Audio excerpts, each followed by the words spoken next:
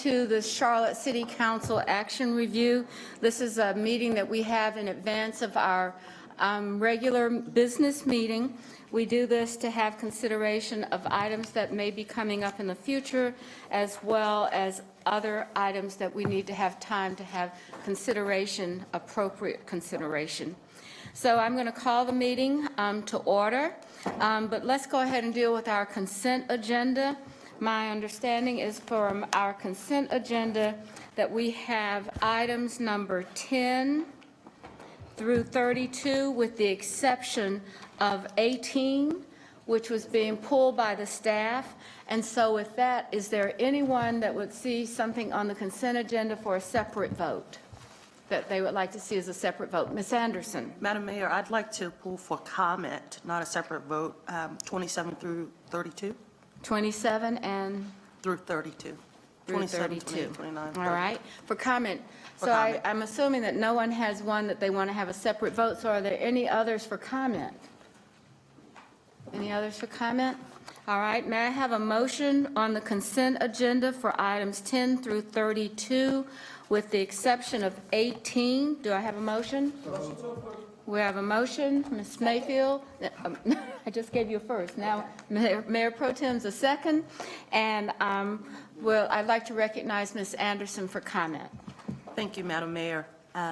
For the consent agenda, items 27 through 32 are all within District 1, and with the exception of one, all of them have a impact to trees, to our tree canopy and shrubs in the area. So I just want to understand from the perspective of how are we going to address replanting or making whole our canopy based on these several items that we're about to vote on. Ms. Yes, ma'am. Harris? Yes, ma'am. Thank you, Ms. Anderson. And so this project, this Shamrock project, is one of the newer concept designs where we're building the complete streets. So for this one, we'll have the street, and then we'll also have bike lanes, and then we'll have planting strips, and then the sidewalks. So it's not fully still in design, but we can definitely share those with you when we get the planting strips more completely designed. But there'll be trees to offset some of this within the planting strip. I know the community is looking forward to the project and the increased mobility, but also concerned about the canopy. So I would like to be updated as we go further. Thank you. Yes, ma'am. Thank you. All right. Any other comments on the consent agenda? So all in favor of the motion, please raise your hands. All right. And anyone opposed? Hearing no one opposed. So Ms. Sajmira, Ms. Johnson just joined us, and Mr. Bakari. Has anybody had any indication that they would be late or in attendance? Okay, well, we'll keep going then. All right, so the next item, are there any other questions on, before we move to the action review? So let's go to the action review agenda, and I'd like to recognize the city manager. Thank you, Mayor and members of council. Tonight we have two updates for you. The first one is the arts and culture update, and Priya Sakarwa will lead that discussion. And I see there's some friendly faces in the room that are related to arts and culture.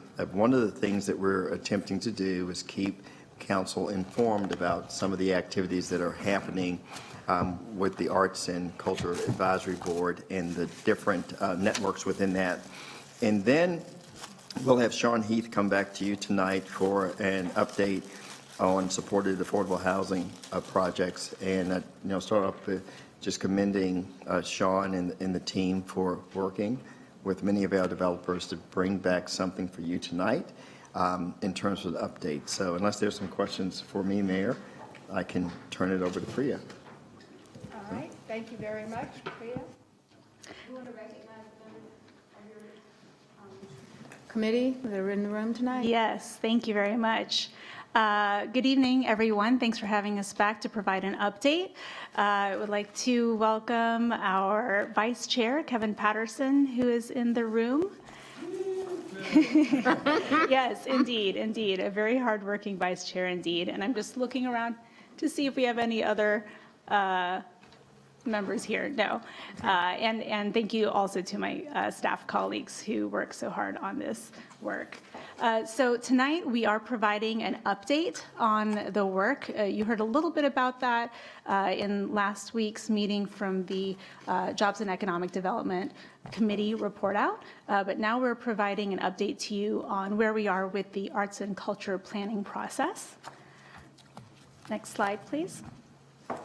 So briefly before I turn it over to our lead consultant, Joy Bailey Bryant, to do the bulk of the presentation on where the team is, I just wanted to share with you this slide, which we also shared and discussed with the Jobs and Economic Development Committee last week, which is really a snapshot and a way of thinking about the arts and culture ecosystem in Charlotte and in Charlotte-Mecklenburg.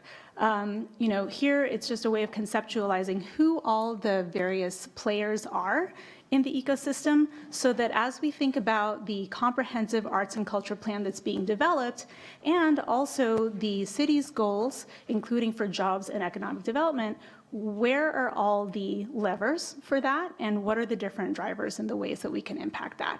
So this is something we have had in mind, the Arts and Culture Advisory Board has had in mind since last spring when we first shared this diagram and kind of started thinking in this way. And we are engaging with folks throughout the ecosystem as we go through the community engagement process for the Arts and Culture Plan. So with that, I'm going to turn it over to Joy Bailey Bryant, who is joining us virtually, and she is the president of Lord Cultural Resources US. You've heard from her before, and she's going to provide the update on our community engagement, as well as what you can expect that's forthcoming in the research. So next slide, please. Thank you. And Joy, welcome, and please take it away.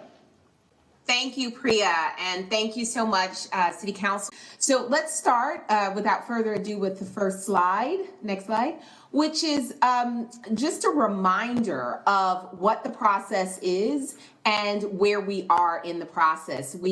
Time is flying by, and we have come before you a few times, just really through this three-phase process, getting to the final plan. We have moved through phase 1 and into phase 2 public engagement, and today is the closing date of the survey. So we have really moved through at a really nice pace, but really having an opportunity to blanket Charlotte-Mecklenburg with conversations around arts and culture and what it means for and what it can mean for not just the arts and cultural communities, but also for residents of Charlotte. So you see here that we have both the phase 2 and phase 3. We are in phase 2, this public engagement portion, where you see not just public engagement happening, but also a lot of data and analysis and research, as well as evaluations and further understanding of the infrastructure analysis and asset mapping. So a lot going on, both qualitative and quantitative wise. We'll have a statement about that later in this presentation. Next slide. So I talked about the overview of the process, but what does it really mean for you? We've been coming to you a few times, every few weeks, really to make sure that we are in conversation in concert with what you want, what your needs are. Our remit from day one came from the ad hoc committee that the mayor appointed or created, and we have been moving forward with that scope and growing our knowledge as we have gone forward. Just to point out to you that the pink circles are where we have the city council touch point. So here we are today on November 14th, where we have the update to council. And as we showed, we did just have an update to the Economic and Jobs Committee a few weeks back. So we did have that opportunity to get some feedback and have conversation. We are moving forward to the preview of the State of Culture report, which I do want to note that this draft State of Culture findings report has been moved from December to allow for more time for analysis and refinement. And this is important because that is allowing for us to do have more conversations and actually vet the information further and further so that it's totally refined, even when we have this draft that we're able to present to you closer to January at that preview of the State of Culture report. We are looking forward to continuing these regular conversations with you and understanding what's important to you from the State of Culture so that will help us to then move forward into informing the framework, strategy, and implementation of this arts and culture plan. So it's basically we're presenting the State of Culture findings, the draft State of Culture findings, and we are having regular conversations beyond that with you to refine that even further to ensure that we know the true priorities that you have for arts and culture, that the city has for arts and culture. So we'll take that information, and you see that ongoing discussion with council, that kind of shaded time that is between the January and the April-May time. So that's really where you'll see that refinement and moving up to the clear priorities. Essentially, the State of Culture identifies emerging opportunities, and then things begin to become more clear as fewer and fewer priorities because there's finite time and resources, as you all know, with all of your plans that we really can focus on and be successful. So we've built in that timing to continue that refinement, strategy, framework building, strategy, and implementation. Next slide. So talking a little bit more about this public engagement, and I know from conversations with you all and from presentations in the past that this is particularly important because we want to make sure that we gain feedback from and input from as many Charlotteans as possible. And we're really blanketing the area so that we get into pockets. And so what you see here is really a representation of the many different ways, kind of a myriad of possibilities of ways that we have people contributing to the conversation. So in this slide, you see we have conversations happening from as large as community-wide events, kind of festivals with over 100 people, to smaller drop-in conversations and do-it-yourself community conversations that groups are holding themselves using our DIY conversation guide that is on the website, and then sending us the results, the answers to those questions in that do-it-yourself community conversation toolkit. So from the gamut of these large community events that we're coming out to these smaller home events and everything in between, including several virtual conversations that focus on particular areas, city roundtables. So we're talking to city staff to ensure that arts and culture, to understand the ways that arts and culture is currently embedded and being used and being collaborated, how it's working and supported throughout the city, but also different opportunities forthcoming and opportunities that city staff see as possibilities. We've had stakeholder interviews definitely with you all, as well as with each one of you city council members, but also with funders and with arts and cultural participants, with others who are stakeholders in this whole process. And then finally, I do want to note that we have started an ambassador program where we were able to, after we were able to do this for a little while, we were in the public engagement phase for a while, and we started to see the pockets of communities that we were not really reaching into. And so we were able to engage with what we are calling ambassadors, who are community members who are having conversations within their communities in places that we, because we're keeping the data, that we were not seeing as much participation. So that ambassador program has been going on for a few weeks now, and we're pleased to see that we're bearing some results of that as well. Next slide. So just want to give you a little bit of I talked about the ambassador program because what's really important is all of those myriad of possibilities of ways and the different ways that we are engaging with Charlotteans. One of the things that we do know is, we can have big numbers, which is really important, making sure we get into the different pockets with the surveys, making sure that we're throwing our arms as open, as wide as possible for a lot of these kind of big picture events. But we also know that we're getting nuggets of information, and we need to get under what that really means, the truth of why we have some of these findings that we're getting, for example, in a survey. So with that, we have these community conversations. We have these smaller drop-in conversations that are happening across neighborhoods. That's why the ambassadors, who are people who are speaking to other people, it's really important. And that's important in spaces that we're for example, Spanish-speaking communities that we knew we wanted to get a little bit more in depth, and we weren't seeing as much quantitative information. We really wanted to get into that quality of what was really happening. There were nuances that we were missing. And so the ecosystem that Priya talked about was not really being complete, or we were not really getting to each one of those rungs in order to build higher and higher. Next slide. So this is one of our favorite slides. I will tell you that I like to unpack what you are seeing here when we're talking about public engagement and making our way across the Charlotte-Mecklenburg area. We're really proud that in this engagement time, we've engaged over 3,000 individual Charlotte area residents.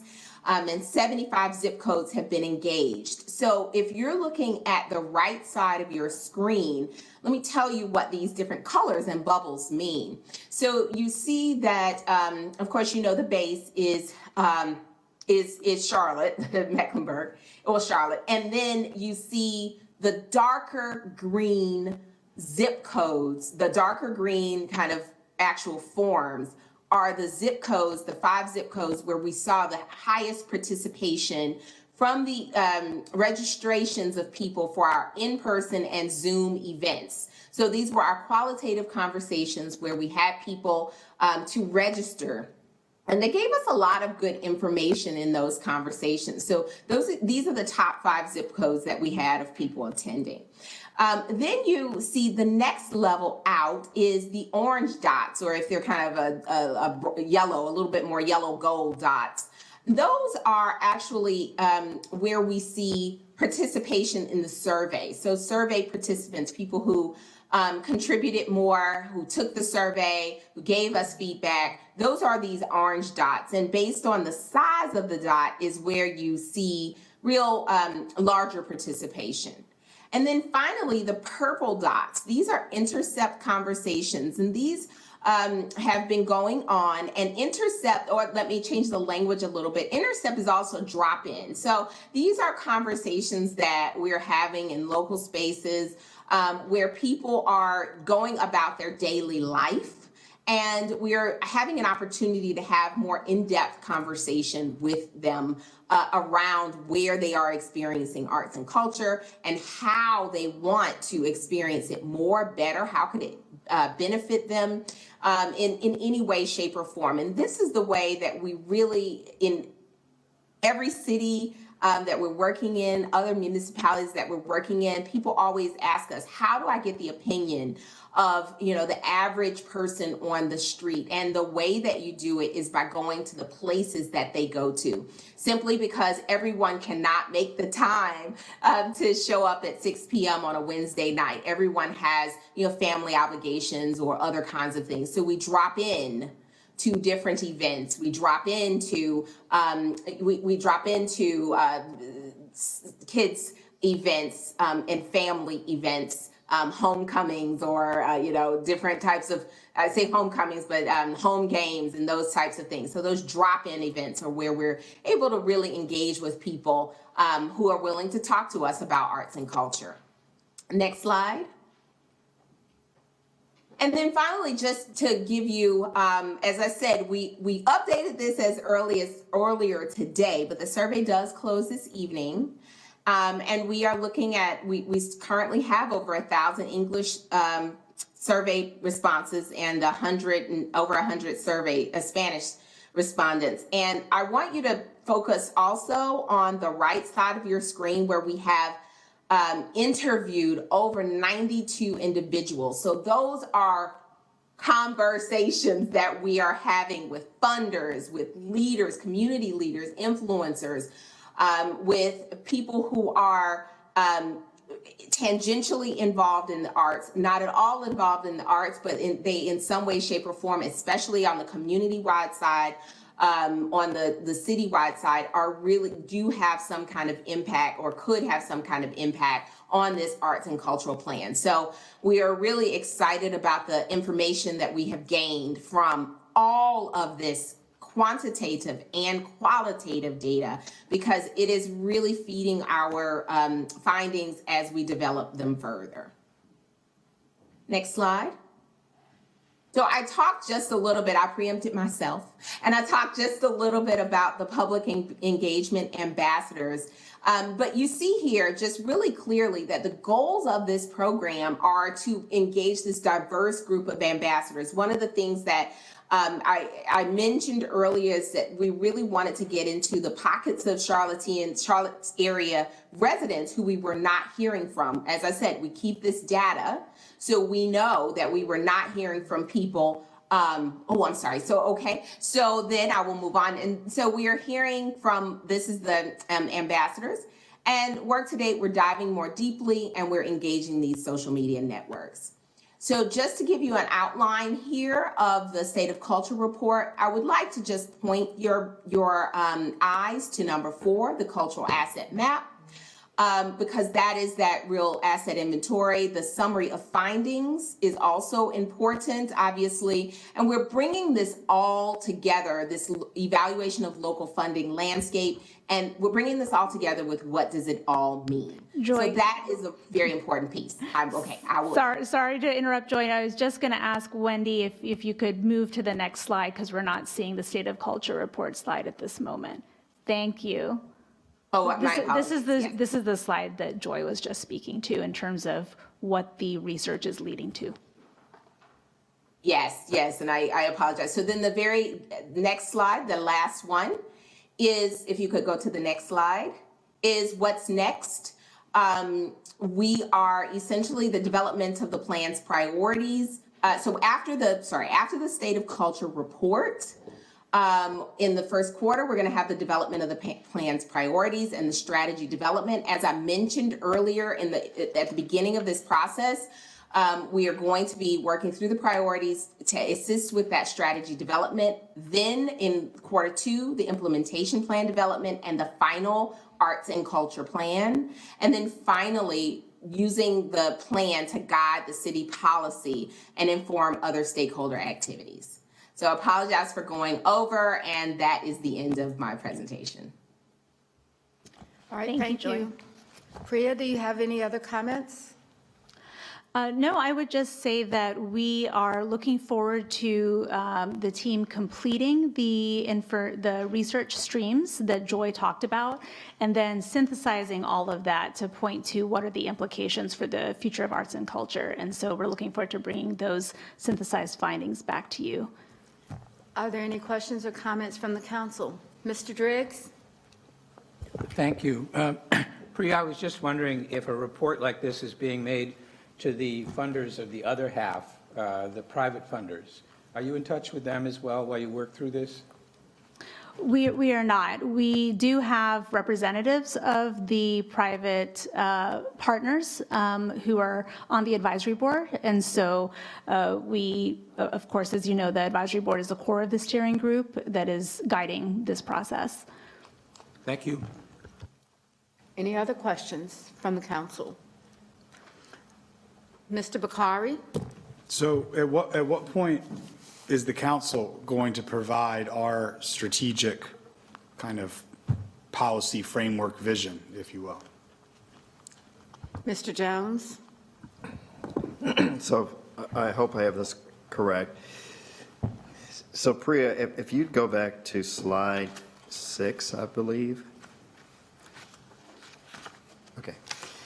So I believe that what will occur, Councilmember Bakari, is that somewhere in the December timeframe, there will be this preview of the State of Culture report, but maybe more importantly, in January, there will be the State of Culture report.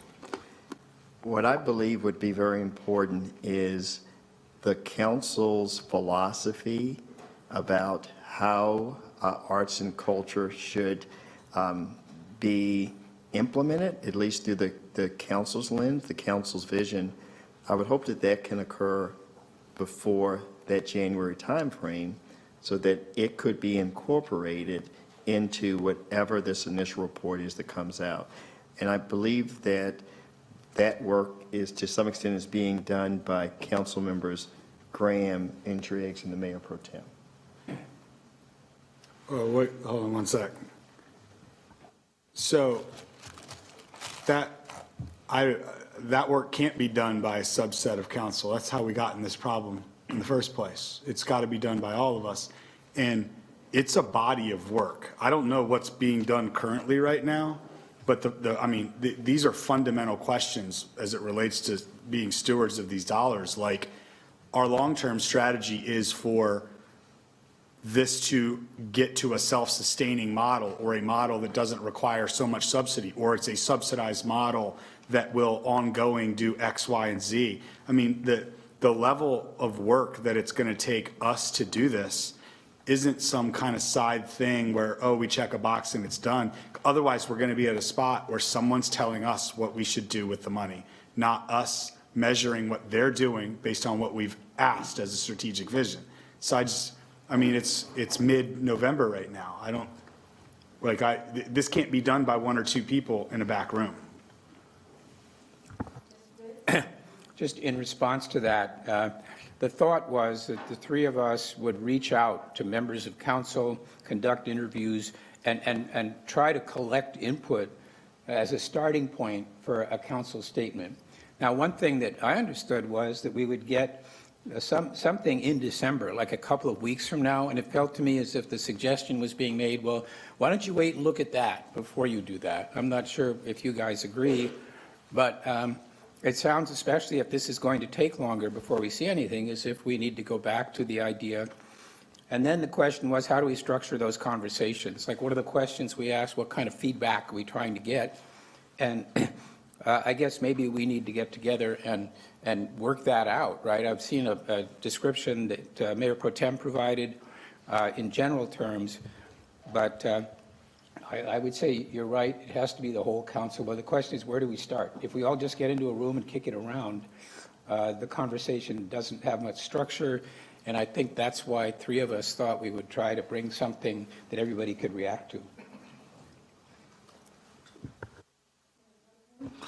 Yeah, to Mr. Driggs' point, you may remember this. We had this conversation at a presentation about a month ago, just before Mr. Graham had an absence, and we talked as a body to say the same thing, that there needs to be a policy direction, an outcome, desired outcome of the council.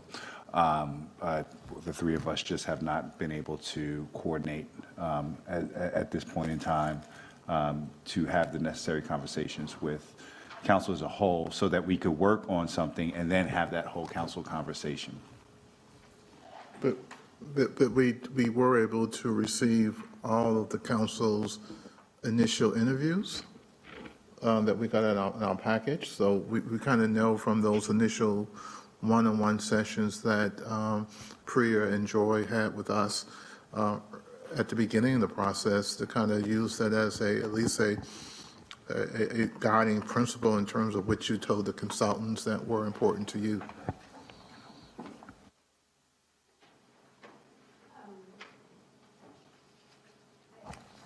I think that I'm really struggling with where we are going and the outcome for this. And so I thought that Mr. Driggs, Mr. Graham, the Mayor Pro Tem would sit down, and even if those questions were structured, they would go to every council member. There would be participation by everyone. And at some point, someone does have to collapse this to make sure it's happening. For me, the biggest question is, what are we trying to achieve? Mr. Bakari said, well, we're maybe trying to determine if there's a way that there's a short-term subsidy and then some way to go forward without that, or is it going to be a subsidized system? I mean, whatever it is, we need to have these options and choices, and I think the only way to get that is by having the council participation. So I want us to, when we get to the dot that says ongoing discussion with council, I think that that requires the council to actually think about what is our own philosophy for doing this? What is our own way of wanting to make these decisions or to do this? 3 years will go by so very quickly. I mean, it's just nothing when you're talking about the number of organizations, the creative groups that want to participate, all of that. I think the public engagement is phenomenal, so we're really grateful for that. I think it's time to get it down to something that's going to be around policymaking, which I think includes the private sector as well. I mean, if we're not going to do this in a way that council needs to be able to say, this is what we're trying to accomplish, and how do we get it done? So I would hope that Mr. Graham's knee is all better. Maybe he's not, it's not. He's decided not to, but I think we've got to get a giddy up on this one, y'all. Okay. All right, Mr. Bakari? Yeah, I would just, I'll direct this to Mayor Pro Tem and to some extent the manager. It seems like every single major initiative, the same 2 or 3 people are the only ones that are asked to do it, and the rest of us respond to it for the first time in a meeting. And that is such a bad use of our talent. It's such a bad use of time. And once again, like, this is why we're at this point with this. It's Groundhog Day. The same people are behind the scenes asked to do all the stuff, and we respond to it. And that's just, it's, if anyone in the community wants to know why we continue to not make progress on so many important topics, that's the root cause. So I would ask you, Mayor Pro Tem, as the representative of council, and Mr. Manager, someone who's trying to direct and connect staff to do that, to figure out why that keeps happening, when some of us are passionate about it and know how to structure an outcome that can have council's voice heard. Okay. I'll call for yes on that, but that's a whole other issue. Okay. Because you're 1 and 2. Well, you know, you get what you pay for, right? Yes, you do. You shoot your shot and you lose. Okay. All right, is there any further comment or questions? So what could be the expectation for the next step, Mr. Jones? Excuse me, I have something. So I know it's an economic development, which has 5 council members on it. It's not just 2. There are 3 additional members of the council on this committee. So if you are on the committee, just raise your hand so that everybody's aware that this is something that you're working through. Okay. All right. Ms. Watlington? Yep, I was just going to say, in regards to Councilmember Bakari's comments, how do we structure our information share so that those who want to be involved on the front end can be? Is there something that can be done there in terms of next steps? Can I explain what the step? Ms. Mayor Pro Tem? So there was a kind of a three-part process. We wanted to gather the comments from Lord, from the interviews or sessions that they did with the previous council, and sort of summarize those into what we interpreted from those notes, because they were given in note form. They weren't kind of synthesized. Excuse me. Then what we were going to do was, amongst the 3 of us, agree to, okay, is this what we all agree this is what we're seeing that's on the paper? And then we were going to delegate between the three of us, going to 2 or 3 council members saying, here, this is what the consultants have gotten from previous council. Does this jive to what you, council member, want to see in the policy? If not, what do we need to add? Aggregate that, come back together, and bring all 11 of those feedbacks and try to, again, put something together, to Mr. Bukhari's point, that we can bring to the whole council and say, hey, this is where we're all at. How do we work from all this information to create a policy guide and document for staff? What is it that we 5, 6, 7 of us agree on, 1 of us, 2 of us, and therefore be able to have that kind of conversation? So maybe then it will be something as simple as whatever those notes are, so that everybody gets a view to it. That way, for people who are interested in engaging more, they are able to do that on the front end. And that's the intent. It's just, that was pretty much the intent. It just has been logistical, that process has started, but not has gotten as far as we would have liked at this point in time. And Madam Mayor, with all due respect, we've been at this for months. Right? We just didn't start working on this. We've been at this for months. I want to commend the consultant group and the work they're doing in terms of doing what we asked them to do at our last Economic Development Committee.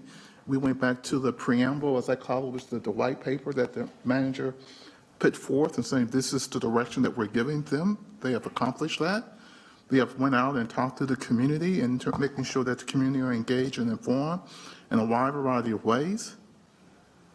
The 3 individuals you're talking about, it's a subset of the ED committee, right? So it's not no preferential treatment other than I stick by the statements, you don't reward losers, right? But so the work is being done, and everyone has an opportunity at the appropriate time to call the manager, call Priya, voice your concerns. Everyone was interviewed.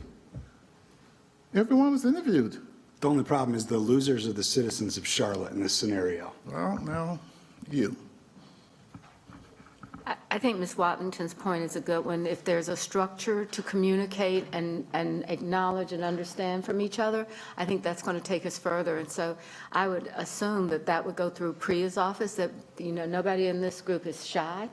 And that if you want to have something to say about this and what's working for you and what's not, I think if you sent that in writing to Priya, then there's a way to deal with it. But it's got to go through some kind of council discussion in a way that's everyone's weighing in. But I think what I see is, do you walk away and not comment, or do you actually try to engage, and how do we do that? So I would suggest that we have a staff person that could accept that information and acknowledge it and send it out to everybody. I mean, that's what we ought to try to do.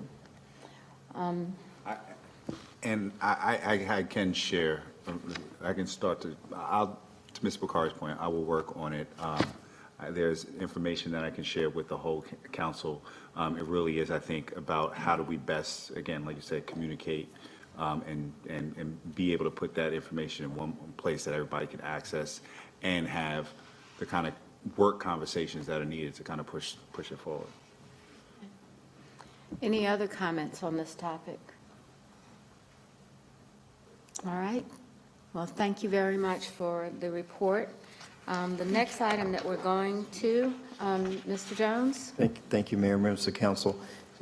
So Sean Heath will come back to give you an update of where we are with the city-supported affordable housing. As you will recall, I think as early as September, we suggested that there may be an issue with some of the funding for some of the affordable housing initiatives. Sean was able to send out, for lack of a better word, an RFP to see where the different developers were in terms of what gaps, if any. And since the last time he was with you, the team has worked with some of our partners as well as the developers to give you an update. And I can tell you that at a minimum, we are, I think we're trending in the right direction. So with that said, I'll turn it over to Sean. Thank you, Manager Jones. Good evening, everyone.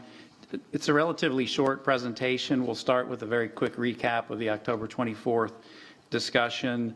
Also a reminder on the evaluation criteria that we've been relying upon as we receive these new funding requests. And then we'll spend the bulk of the time really focused on what's changed since October 24th when we last met. And we'll finish off with a summary of some funding options, which will be helpful for me to receive direct feedback from you in order for us to position this, hopefully for a vote on November 28th.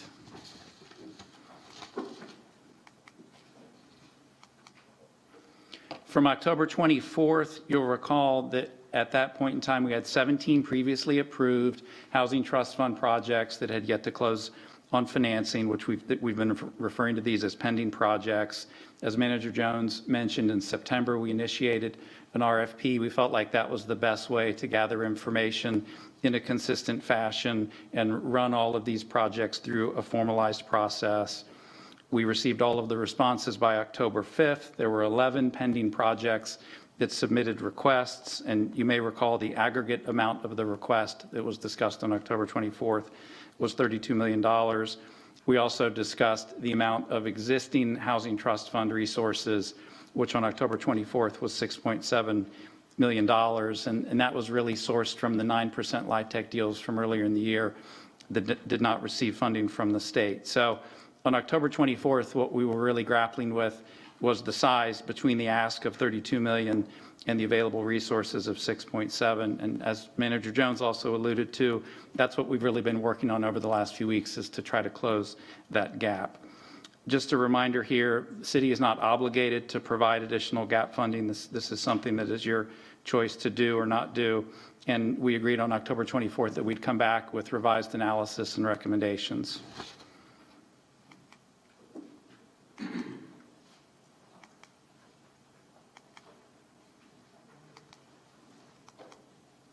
In terms of the criteria that we relied upon to review the requests that we received, it really falls into three buckets. First is cost-related factors.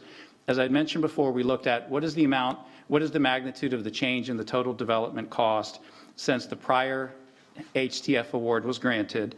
We also looked at what are the strategies the developers relied upon to close the gaps on their own before they came to the city seeking additional funding. And when the dust settles on those two variables, what you're left with is a revised cost per unit, which is essentially the common measuring stick that we've become accustomed to when we have conversations about Housing Trust Fund investment opportunities. Second area of emphasis is on construction readiness. In all instances, we've asked for the developers that are reflected in the recommendations this evening to confirm that they have a credible path to close their financing by March 31st of 2023. And then finally, I would refer to other considerations. These are aspects of the quality of the unit, so to speak, so the AMI mix, the affordability period, and project location, recognizing that projects in corridors of opportunity or near existing or future transit are variables of interest to us. Last time when we met, there were some questions about how some of the math works related to our analysis on the cost-related variables. So what we've done here is we've just pulled one of the projects. So this is an illustrative example. I would underscore the word illustrative. Each of the projects would look slightly different if we did the analysis like this, but we wanted to make sure we were being as transparent as possible with you.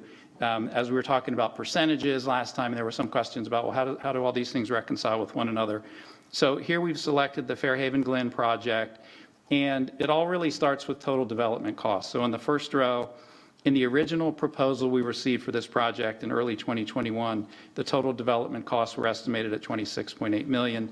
In the revised proposal that we received in October of 2022, you can see the estimated development costs of $35.8 million. So that $9 million gap is clearly what's creating the challenge. That's where all of this really starts. And for a market rate development, one of the key levers, of course, at their disposal would be to make new assumptions around rents in their pro formas. That's not an option for these projects, right? You know, by design, the revenue stream is capped at affordable rates. So in this example, you can see in the far right column, what are the levers that this particular developer is leaning on in order to close that $9 million gap? And I've highlighted the HTF request just to highlight that, you know, and all of the projects would be similar in this regard. In no instances are the developers coming to us and asking for us to close the entire gap that they're experiencing. So in this particular situation, it's 13% of the gap, which is the 1.2 million divided by $9 million. Other things that they've done is increase their loan proceeds. The tax credit equity, of course, relates directly to their LIHTC funding. And then they've also increased the amount of the deferred developer fee. So once again, this is just illustrative. All of the projects would look slightly different in this regard, but just wanted to give you a sense for what we mean when we say the cost-related factors for each of these projects.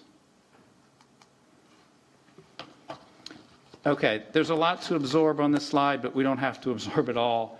And what I'd like to do is just quickly highlight what's here and really what hasn't changed and what has changed. So going from left to right, these are the same 11 projects that were discussed on October 24th. In the second column, there have been no changes to the type of projects. In the third column on affordable units, no changes to the affordable units. Previous city award, there's only one change there or modification that's highlighted down midway or so, and I will explain that momentarily.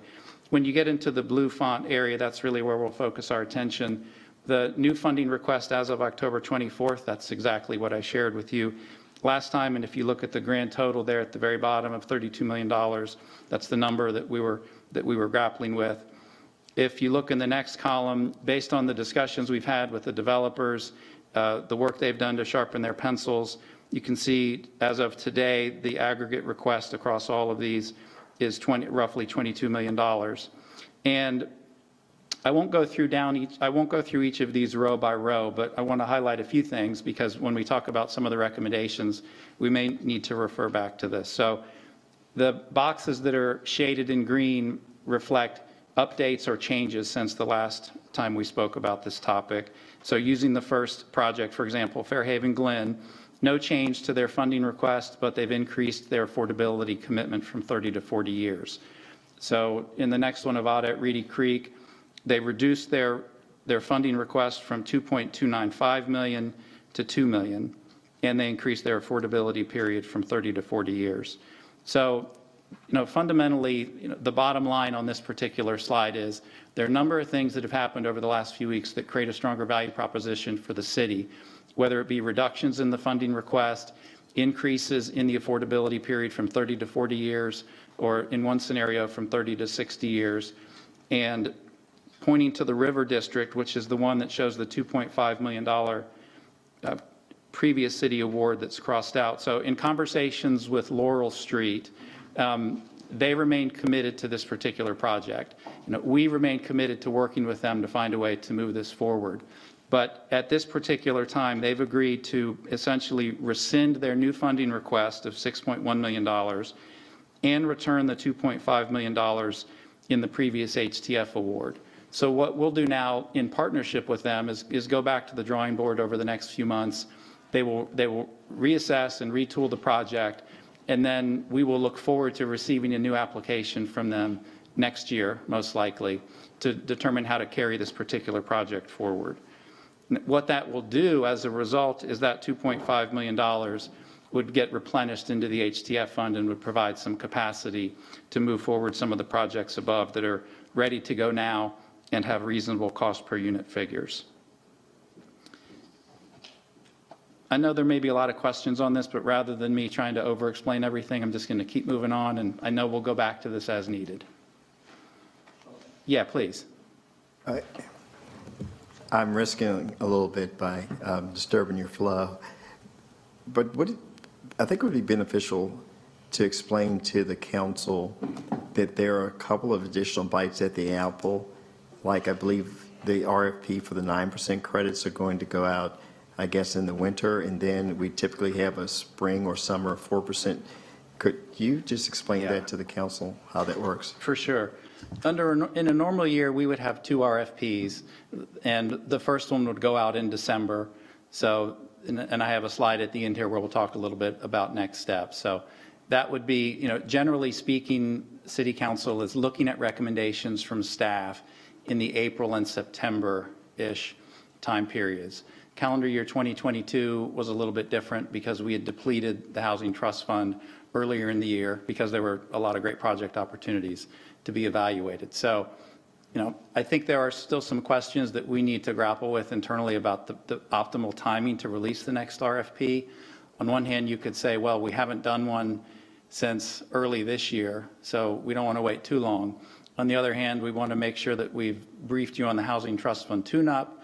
We know the Housing and Job Summit is around the corner. So there may be things, insights, direction from you that come out of those efforts that would be informative to our RFP. We also want to find a way to ensure we're signaling to developers far enough in advance to the extent we're making changes in our RFP. We don't want to surprise them. So you could make the case that we do the winter RFP on the normal schedule, release it in December, and that we really think towards the second RFP in terms of how we might make changes based on the Housing Trust Fund tune-up and the Housing and Job Summit. So that's just one potential way that could play out.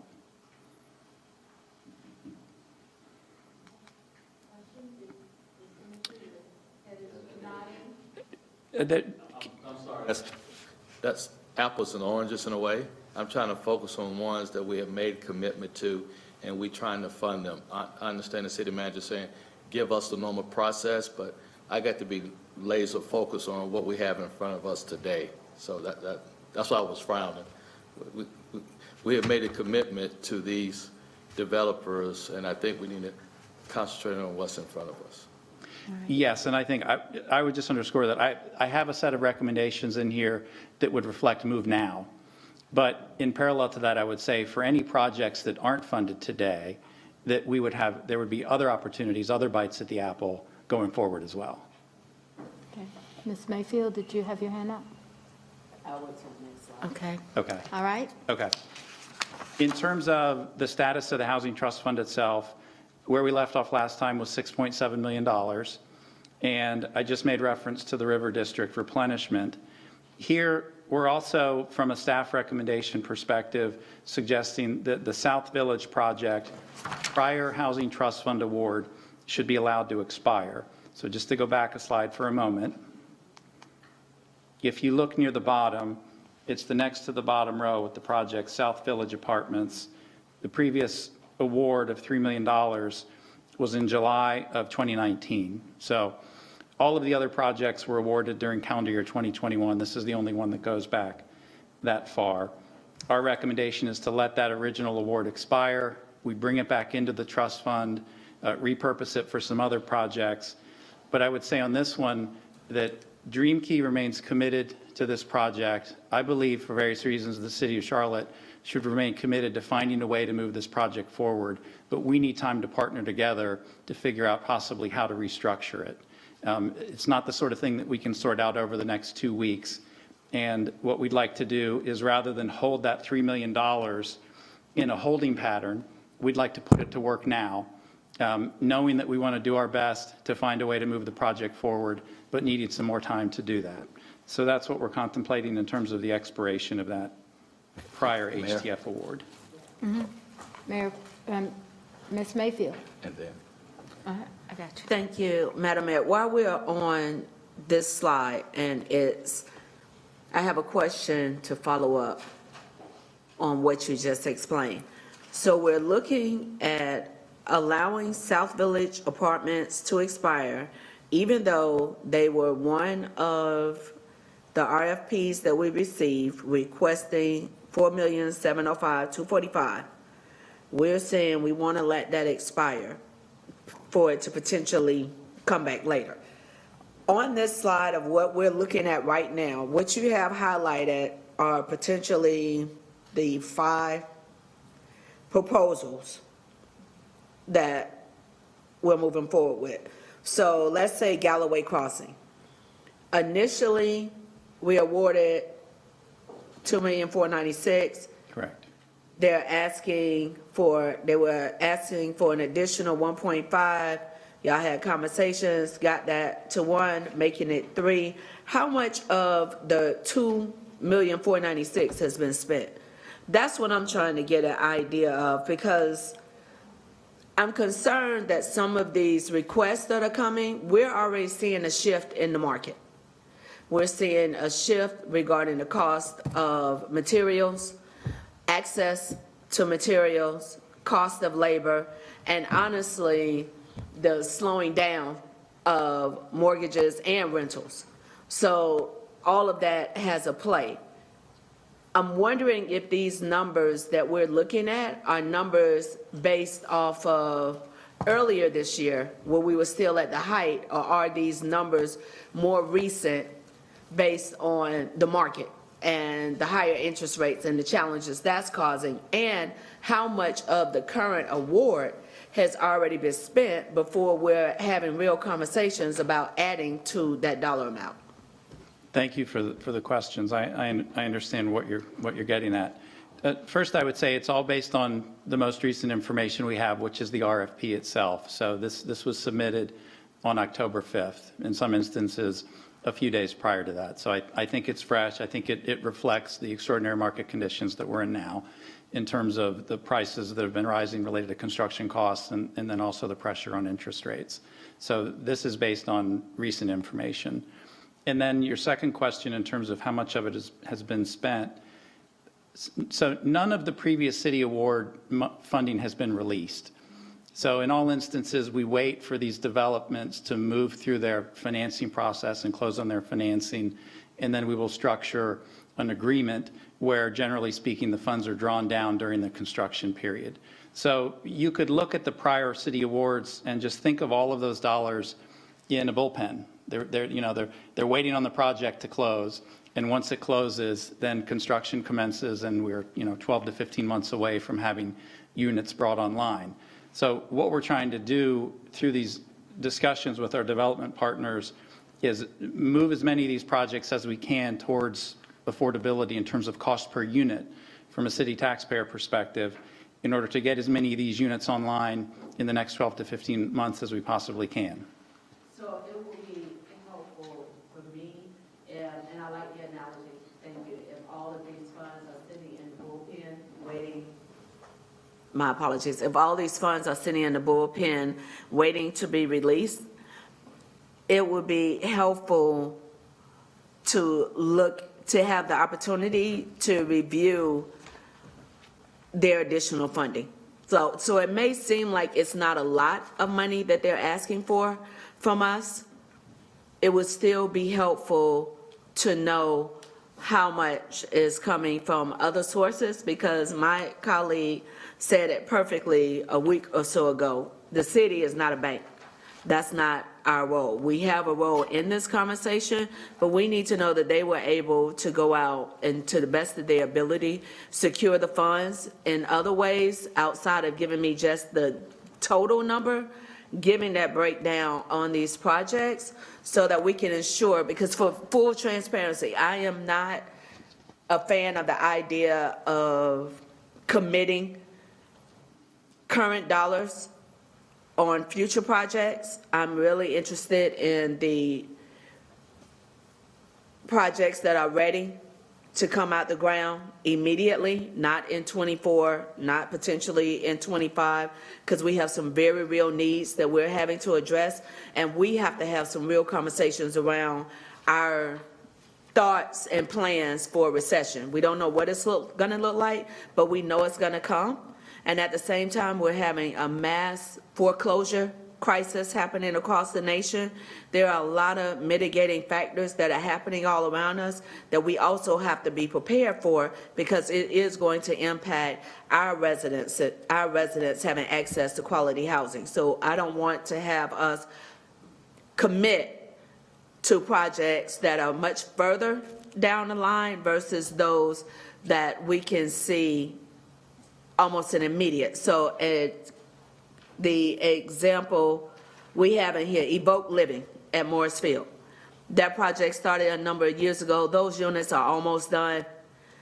That's something where a little assistance could, if decided upon, could get people into those units immediately, versus a project that hasn't even broke ground or has much further to go. We have some projects out there that are much further along and that can have immediate connection to the community. So it would just be helpful, I think, and it may be helpful for my colleagues as well, to see that financial breakdown of how are you working towards achieving the balance of the funds, so that you don't come back again and say, well, this project is not going to happen, but for, because that's what I heard, and that might not have been what you were really saying, but what I heard with that bullpen example is, but for government gives us this additional, this is not gonna happen. Well, Evoke Living is pretty much completed on where you are now. So it was twofold when I asked about, okay, how much has been spent versus since we do release it during certain phases. Some of these are in the phases where monies has been released. Thank you. If I could just make two clarifications, because I may have misspoke before. One is, in all instances, we have evaluated the sources and uses of funds reflected in the new funding proposals.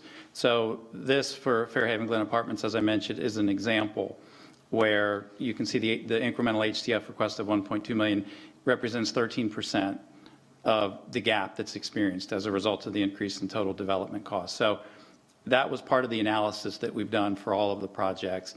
And I would say that there are no other multifamily projects that we have in front of us at this moment that could bring units online quicker than these particular projects.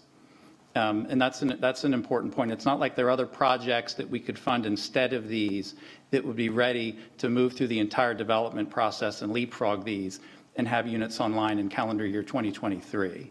So these are our best hope to bring units online as quick as possible. It's just a question of, have we been successful enough in our negotiations over the last few weeks to get the cost per unit to a level that you're comfortable with?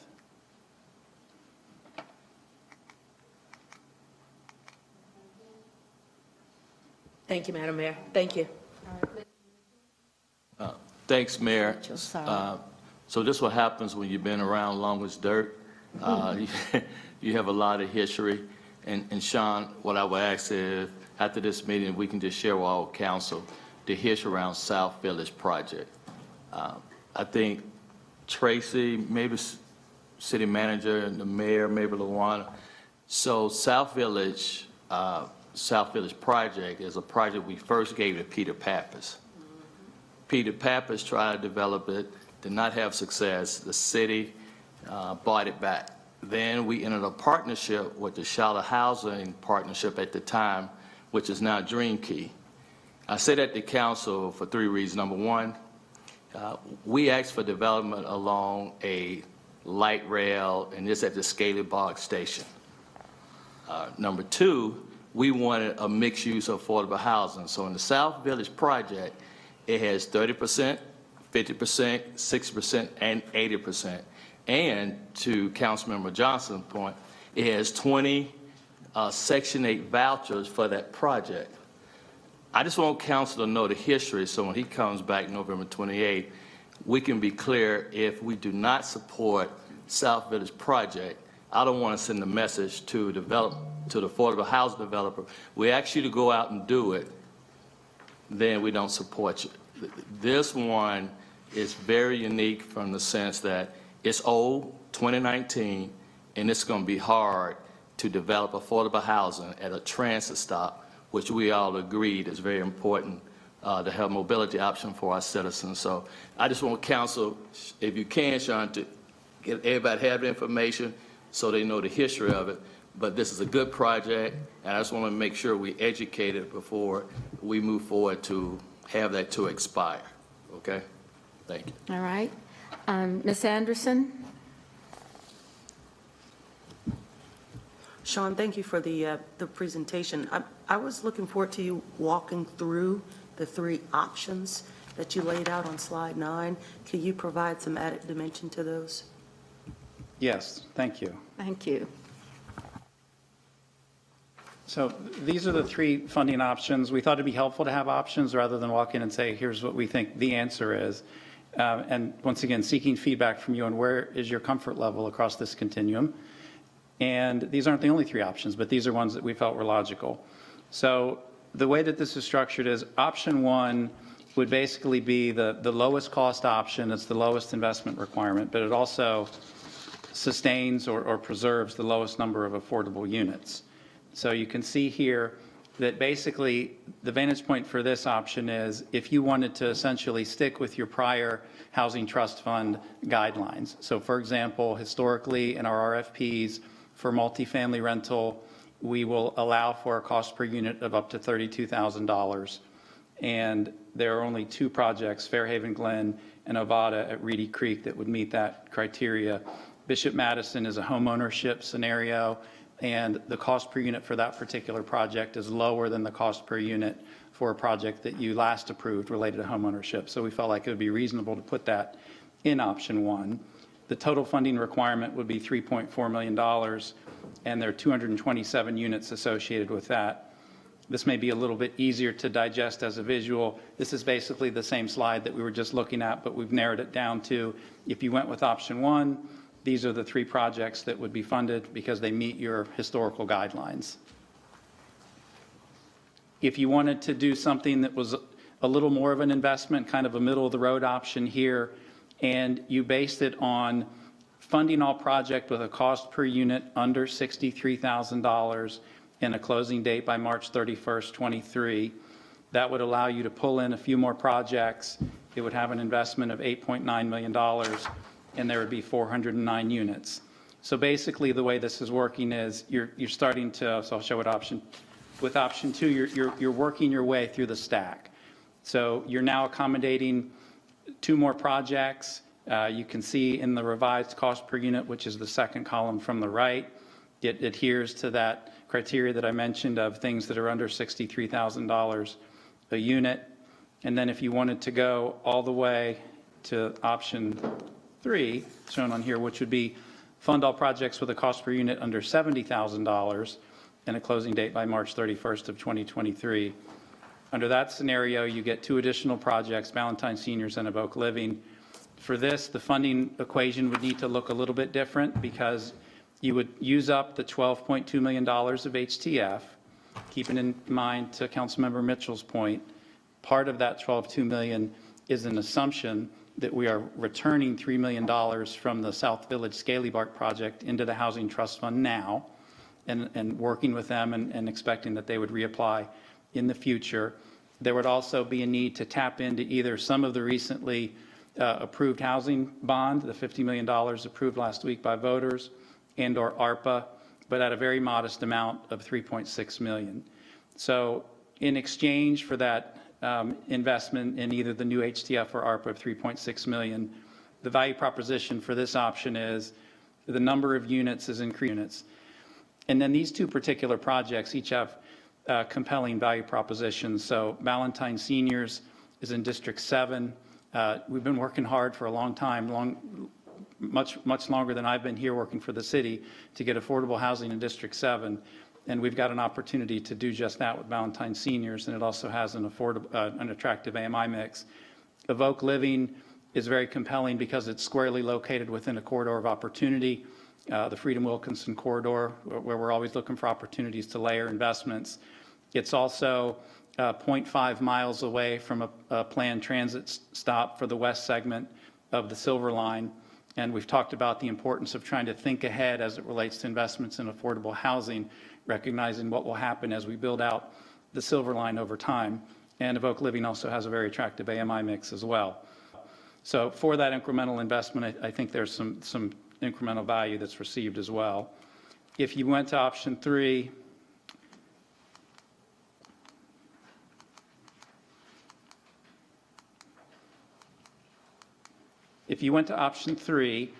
this is what the funding would look like. You're stacking up everything except for the projects that are not in green. So maybe it's easier to focus on what's not included in option 3. River District, as we discussed with Laurel Street, they're voluntarily rescinding that request. We will work with them in the months ahead to reevaluate that. Lakewood Apartments, I should have mentioned that earlier. The reason we've taken that off the table for this conversation is we feel like there's a very viable federal funding source for that particular project. We'd rather put that into the federal funding source category, keep this conversation focused just on projects that would require a local funding source. South Village Apartments, we've talked about. As Councilmember Mitchell said, there are a lot of reasons why we'd be attracted to finding a way to make this work in the future. One of which is the fact that it's contemplated to be on city-owned land. So we want to find a way to make it work. We just don't believe that right now with this particular proposal, this is the time to move forward with the funding recommendation. You can see the cost per unit is $94,000-ish. Easter Home is a permanent supportive housing project that at this point, we would just like to keep it in a holding pattern. We'd like to work more with Dream Key over the next few months to sort that one out. The prior award for that one was $630,000, and we do not recommend at this point that we return that back to the Housing Trust Fund. We would just like more time to work on that one. So those are three funding options. I know I went through those pretty quickly. One last slide, and then I'll open up for any additional questions. What we're asking for tonight is more direct feedback on the funding options themselves. And as an additional next step, we do need to evaluate what's the appropriate timing for the next traditional HTF RFP, given some of the variables that I mentioned in the conversation earlier. So with that, I will pause for any other questions and feedback. I wanted to ask Ms. Anderson, do you have any other comment? No, thank you, Sean. All right, Mr. Jones, followed by Ms. Watlington. So thank you, Mayor. Thank you, Sean. One of the things that I'd like to do, and it's in part to address your comment, Mr. Mitchell, is that if we go to option 3, and again, not recommendations, options, there could probably be an option 4 if you did them all, okay? So I would say the starting point is that once you start to cross over to this option 3 and beyond would be a beginning of going into ARPA or into the next Housing Trust Fund, the $50 million, and we can talk about how that would work. You know, one thing that, and so 3.6 million is where we start. If we did what was formerly known as Scaly Bark, you would just add 3 million to that, and that would be, 6.6 million. I think, Sean, that, one of the things, and maybe this door has closed, you had a couple of these that received choice funding, and did you get any movement on the choice for those projects? Are we still holding out some hope there? I've had conversations with LISC, and they've been very proactive at kind of trying to work through some potential scenarios, but I don't have anything to share tonight in terms of a commitment for particular incremental funds that they could bring to the table. All right, Ms. Watlington? Thank you. I've got a few questions. And I think this one was already addressed, but just so I'm clear, whenever we give money, it's ahead of the financing. So none of these projects are like in progress at the time of award for Housing Trust Fund? That's right. None of these projects have closed financing yet. Okay. And so certainly they have not started construction. Okay.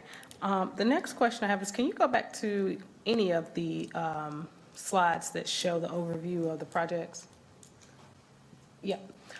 I'd like to understand a little bit more about the rationale or what drives this affordability commitment, because I would think that there'd be some kind of linear relationship between the revised city cost per unit and the number of years, with the exception of the home ownership, which I would imagine maybe is done through a deed restriction or something of that nature. Can you explain what would drive, for instance, a 62,000 cost per unit at 60 years, and then look at a 65,000 cost per unit at 40 years?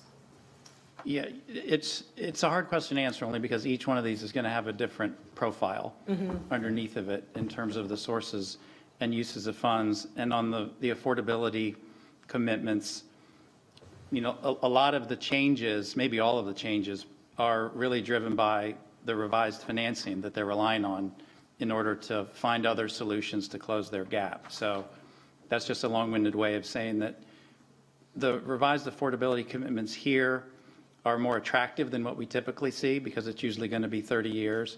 But at the flip side of the coin is it's really a byproduct of some of the things they've had to do to close their gap. So for example, some of them have pursued what's called a D4 loan through HUD. And under that kind of a scenario, it's a 40-year amortization period, which then puts them in a position to commit to a 40-year affordability period, as opposed to what would have traditionally been 30 years. But I'm not giving you a direct answer only because each one of them has a different profile in terms of land acquisition costs, construction costs, financing costs, other soft costs that are associated with the deal itself. There's not always going to be a direct correlation between cost per unit across the board. I mean, it's kind of a blunt instrument in terms of comparison, but it's typically the best one that we have to compare across deals. Okay, that'd be something I'd be interested to see, if there's an opportunity to increase some of those years for some of the more expensive projects to us. I don't think we can go beyond, I feel like we've pushed on that as far as we can. I don't envision there's anything we could do between now and the end of the month that would change those numbers on the affordability commitments. So you've already explicitly asked them to extend? Yeah, all of those were 30 years before. So we've seen, I mean, I think that's a material change to me in a beneficial direction to go from 30 to 40, or in the case of Dream Key, from 30 to 60. Okay, and then my next question is for the projects that, and I know that right now we're talking about voting next on the 28th, but in the event that doesn't happen, for the projects that have suspension dates prior to the year end, can you tell us which ones those are? So we've asked that all of the projects affirm that they can close their financing by March 31st of 2023. Some of them have expressed the ability to close as soon as possible, like very quickly, if there's a favorable outcome on November 28th. I don't have a list in front of me that shows what the soonest potential closing date is for each one of these. I just know the latest closing date across the board is March 31st of 2023. Okay, the reason I ask because I know there's at least one project that will be impacted in terms of having to go and readjust all of their finances because their interest rates will change if they don't close by the end of the year. And so I just want to make sure that as we're having these conversations, we have all the information so that if something does get delayed or the council chooses to make an option that pushes out past the 28th, that we can make sure the ones that need to be closed sooner are taken care of. Yeah, and you know, I won't try to predict the future, but I know that based on the last 6 months, in the informal conversations we had, and then in the formal conversations, which then translated into the formal RFP process, we've continued to see, you know, things kind of eroding in the wrong direction with construction costs and with interest rates. And that's the gamble we take, right? I mean, if some of these were pushed into next year, you can really only speculate what would happen, but it wouldn't be unreasonable to think that the gaps would only get bigger. Right. I just want to know that if there's anything that needs to be addressed, yes or no, before the 28th, that we know those very clearly. The next thing I've got is if you could go to the options overview.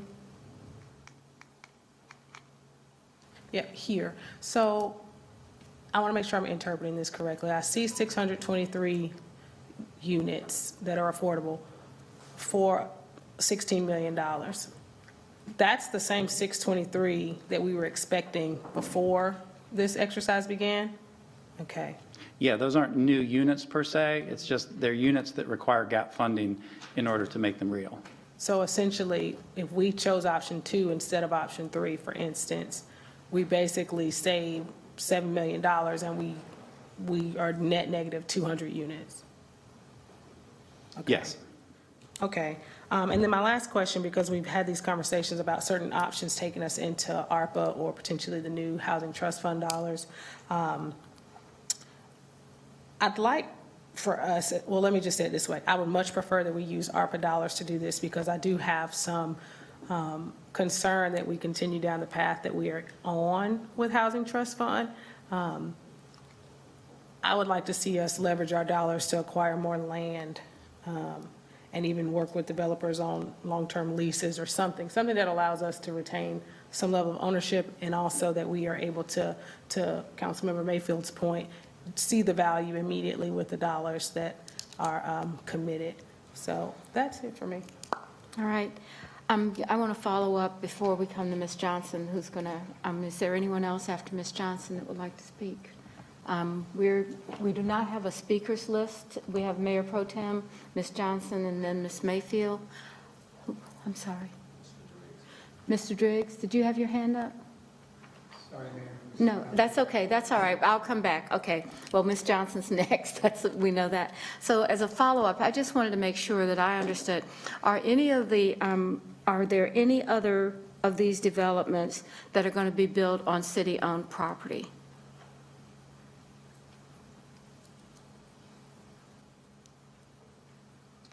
Not that I'm aware of, and I know the team will text me if I've misspoken. Okay, I say that because I do think that that is an important issue, that control, I should have said it the other way.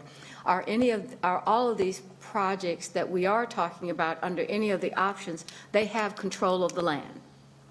Okay, Yes. That's probably the way that I should have framed it. I also wondered, some of the developers have used additional money from other sources, and they've captured everything that they can have, whether it's through the, federal home loan banks and all of the other opportunities, choice, all of those, and this is where they are. Yes, that was a big reason for doing the RFP, and Zelika Bierman and Warren Wooten on the housing team have spent the last few weeks, really over the last month, evaluating each of the proposals to ensure we feel comfortable that these developers have made a good faith attempt to exhaust other options to the fullest extent. Okay. All right, thank you. Ms. Johnson? Thank you, Mayor. I just wanted some clarification. So South Village is on city-owned land, right? Correct. Okay. And South Village, is that the only one that's being developed by a traditional affordable housing developer? Well, could you clarify the question, Ms. Johnson? So who's the developer for South Village? Dream Key. Right, so Dream Key is, when I think of affordable housing, I think of Dream Key and Yes. Vivian. So are any of the other projects being developed by an affordable housing developer? Yes, yes. A lot of these projects are being developed by local partners you'd be familiar with, Laurel Street, Crossland. Then there's some other ones that you may be less familiar with, but we're very familiar with on the housing team. They're very seasoned affordable housing developers, including SCG, WODA, Commonwealth, to name a few. The reason I ask is when I've called Dream Key numerous times, and they're a solution in the community. They step up. They've been there for very, very low income and residents. As far as the hotels and the motels, they've just been a partner throughout this crisis. And I would want to consider that. I would want to consider that as we're considering the decision. If this is on city-owned land, this is a developer who's been in the affordable housing game for a long time and will continue and provides the solution with or without housing tax credit dollars. This is what they do. So I believe that if we've committed to them specifically, then we want to really consider that some way, because they are truly, truly a solution in our community. I mean, Laurel Street does a great job, Crossland, they all do. But I just really, really think, I know throughout the COVID crisis, and I can call Dream Key right now if there's someone that's in need. And I think we need to really consider that. I would want to consider that. I think this is a project, and none of the options, is South Village Apartments considered. So I'd like to see an option where it would be considered. And when I'm looking at the option criteria, the construction readiness, they've all committed to closing by March of 2023, right? So that's the same for all of them. The AMI mix, do any of them that you've recommended have a greater AMI mix or a greater commitment to the lower AMI or anything Yes. unique? As I transition in answering that question, I did also want to say that Grounds for Change, which is a Dream Key project, and it's shown here, maybe 5 down, is included in both recommendation 2 and funding recommendation 3. Okay. For an incremental funding amount of $4.5 million. I Okay. just wanted to acknowledge that. Okay. And to your question, yes, each of the projects has its own AMI mix. All of the projects would adhere to your requirement that at least 20% of the units be devoted to 30% AMI or below. South Village does have an attractive AMI mix. Grounds for Change has an exceptionally strong AMI mix. I think on South Village, once again, from staff's perspective, it was really the cost implications of that project, with it being at close to $94,000 a unit, that made it an outlier for us, which is the only reason it was not included in the recommendation set this evening. I understand. So there's a specific AMI mix that's required to even apply for housing tax credit, the 20% at 30% AMI. We know that. So what I'm asking, and you might have given this to us before, but if we could see it or point me to the document that shows the AMI mix, because again, the city is not a bank. The city is in the business of taking care of the public, if you will. You know, public dollars are for public good. So I think that we should look at the AMI mix and make that one of the considerations. I mean, who is providing solutions for our hardest to house? And I think that should be a very strong solution, the AMI mix, if there's an exceptional AMI mix. Yeah, I think that's one thing we should look at. And again, you know, Dream Key and I really think we should consider the affordable housing providers, because again, they're providing this housing when no one else is. They don't just rely on the tax credit. So I think we really need to consider who the provider or the developer is. Thank you. All right, Mr. Jones wanted to address a comment, and then we'll go to Mayor Pro Tem. And I think everyone has had, Mr. Driggs, did you have a comment too? Just one quick question, Mayor. Okay, well, let's do that, and then we'll need to go downstairs. We're past our time to start our business meeting, so then we'll continue. I just want to point out, we're going to have about 4 closed sessions, and we can come back and have council business as well in this room at the end of the business meeting. So thank you. All right, so Mr. Jones, followed by Mayor Pro Tem and Mr. Driggs, and then we'll start our business meeting. Okay, thank you, Mayor, members of council. So Sean, just a little clarification for me also. So the River District, I forget the term that you used, but the one that's off the table, to some extent, I think you said earlier that all the closing dates were in March. That one is actually, I thought, in October? Or is that now March? No, thank you. That one is in November of '23. Okay. And then it seems like the conversation that's happening now is that if South Village Apartments were added to, let's say, the option 4 now, then there may be option 5, option 6, you would take the 4.7 million, right? And add it to the 3.6 million? If we add South Village, we would have to Oh, you'd have to take add the both. full 7.7. Okay. Because our option 3 assumes that the $3 million prior award Right. is returned.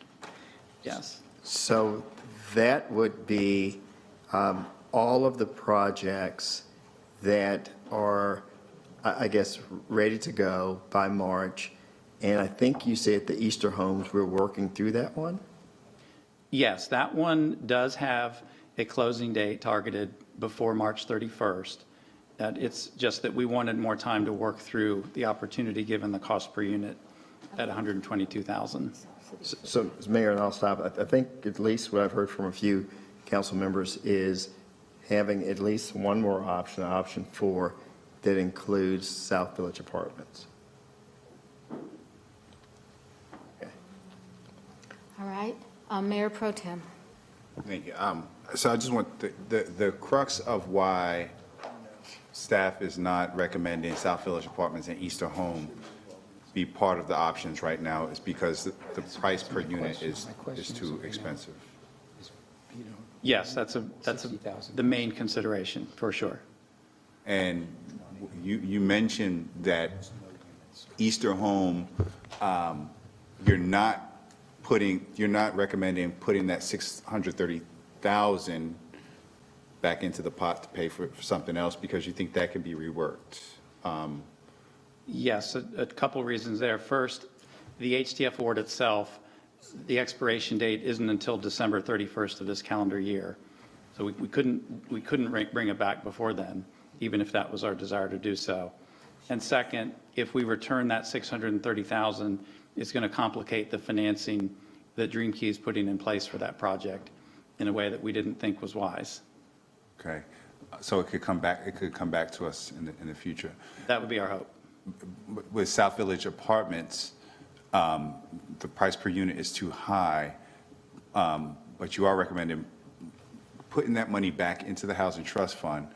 But you're saying that, especially since our land is involved in this, is that at this point in time, it might not be the right investment, from staff's recommendation, but the idea is that this could come back as well in the future? Yes, we would like to return the $3 million and sit down and have an all options on the table conversation about that particular location. Is there a way to rework the proposal? Could the existing proposal be made better in some fashion? We would like to have time to really work through that with Dream Key. And if, let's say we went through that process and we became comfortable that everything under the sun has been done to get this project as close to the affordability that you're accustomed to, then I'd be happy to come back in and provide a strong recommendation that we move forward with it as is. But I believe we need more time to go through that analysis based on the size of the request. But we didn't want to hold up everything else while that work is ongoing. I mean, basically, if we take the Housing Trust Fund dollars from that South Village Apartments project right now, I mean, our land is still committed, because this was a complicated deal when it initially happened, when it changed, and when it changed again. But that land is still basically being committed. Our city land would still be committed. We're not removing the commitment to developing affordable housing at that site. But staff is saying, hey, and telling council, right now, we think we can do, this is not the right situation right now, but we think we can get to a place where affordable housing will be developed at this very desirable site, but at a lower cost per unit in the future. I think that's a fair summation, yeah. Thank you. The only other comment that I would have, since Ms. Watlerton added it, I would like to see us fill the gap with as much Housing Trust Fund dollars as possible. I think that's what it's there for. And our ARPA dollars think are more dynamic in use, and I'd like to see those things balanced. Thank you. All right. Mr. Driggs? So South Village were you talking about this, Mr. Mitchell? Is that the old Scaly Bark? Yeah. There you go, sir. Right? So that. Oh, you that a dinosaur applied- like me, I forgot. We went through, Ms. Campbell, I remember, we went through several rounds there. I talked to We Pappas. They were applying for 9% LIHTC and not getting it, Now and that's one of the reasons we couldn't move ahead. So are we now assuming 4% or 9% there? I guess it says 4%. 4%, and it's a tax credit. I'm sorry. And is the city land being donated in addition to this, this funding request? Yes, I haven't looked at the specifics of the planned conveyance, but that's generally our practice when we use city-owned land for affordable housing, that it's done at a We need discount. to know that, though, Sean. Didn't I we mean, buy if it? that's a city cost bought as it, well as yeah. these dollars. We then bought that land. That needs to be clear. Mr. Driggs, I think we bought the land. Yeah, we bought it back from Pappas. The Yeah. mayor's right. Yeah, I know, but now we're talking about contributing that land and not having that development pay for it, so that's another cost of that development, which should be clear. I think the only point I would make is the only thing that's changed on South Village is the incremental gap translating to an incremental request for 4.7 million. Everything that a previous council became comfortable with related to city-owned land and the use of Housing Trust Fund resources up to $3 million was already approved by council. I know, but you're talking $93,000 a door without taking into account the fact that we're donating land as well. I think that needs to be in the calculation. I'm going to go downstairs and start our meeting because we have someone that, last time we didn't get to the proclamation, and they were very, very hurt by that. So Mayor Pro Tem can do this. So you're gonna be the one that can adjourn this meeting before we go out? Let's hope that we can get through this topic. I think it's our last one. And remember, we have 4 closed sessions to do after this. Okay? All right. Thank you. Ms. Anderson. I just have a very quick question for you, Sean. The next time, can you provide for the 3 options on slide 8? Would it be possible for you to provide the mix, the AMI mix for each one of those three Sure, options? oh, yeah. Okay, thank you. That's On all I a have. per-project basis? Yes, Yeah. Oh, yeah. thank you. Ms. Molina? Thank you, Mr. Pro Tem. First of all, I'm looking at the original ask, which was, I think the original ask, based on this information, was substantially higher. And first of all, I just want to commend you for your work, because this is a substantial difference. And we're talking about a difference of about 130 units. So your team really went to work on this, and I see some gaps. I realize that you may even be dealing with time constraints for these projects. We're dealing with the budget portion. The only thing I would ask is, I know that the entities, because these, and I'm just asking for clarification, the 7 that you chose from the 11, are they shovel-ready projects? So these are projects that are ready to go? Is that what the rationale is behind it? And then the other 3 are contingencies because they're not ready to go for some reason or another? Is that what the rationale is? So all of the 7, we believe, are ready to move forward and ready to close no later than March 31st of 2023. Okay, so then my subsequent question to add to that would be, and my only thought would be, if we're ready, are the additional funding for the other projects, would they be ready? And how would you deal with that contingency if they weren't? For the 7 projects that we're recommending? Absolutely. Yes, that's been part of the analysis to ensure that they have a credible path forward to close on the financing by that point in time, with our gap funding obviously being a critical piece in that puzzle in order for that to work out. Okay. But we're comfortable with the 7 that we've put forward, and depending on council's movement on this going forward, we would likely put a requirement in there that they do close by March 31st, or the incremental funding would not be available beyond that date, because otherwise we get stuck in these scenarios where the HTF dollars are kept captive. Absolutely. Yeah. Okay, thank you. Thank you, Mr. Winston. If you could go to slide number 5, where you got where you have an example for Fairham. So a developer fee in the revised proposal column, 600,000. So we were told when you did this presentation last time that developer's fee was not increased. That's correct, yeah. So what happened here? So it's the distinction between the aggregate amount of the developer fee versus when they will receive that fee. So in any scenarios where the deferred developer fee is growing, as it is here, from a cash flow perspective, that enables them to close their gap. So the increase from 300,000 to 600,000 is beneficial to us because it's 300,000 that otherwise they would have requested we close through the Housing Trust Fund. That increase from 300 to 600,000 does not mean that their aggregate developer fee is changing. It just means that the timing of when they will receive it has been changed. Okay, so the way I understand this, the longer it takes for a project to complete, the developer fee will increase, is that? No, there's nothing in any of these scenarios where the developer fees are growing. They've all been held, the aggregate amount of the developer fee over the life of the project is remaining constant. What is changing is many of the developers, in order to help close their gaps, are agreeing to defer their fee, which is less advantageous to them. So they're taking steps which make the project more attractive in terms of the HTF request, but it's less advantageous to them. Got it. Oh, well, as my colleague mentioned earlier, I certainly appreciate the work that has gone into this, especially looking at the per unit cost. And I know that was one of my concerns last time when we were looking at all of these deals where we have 122,000 per unit. I mean, that is just, and that takes up resources from other important, affordable housing projects. So I'm glad to see what's being presented right now. Thank you. Ms. Mayfield?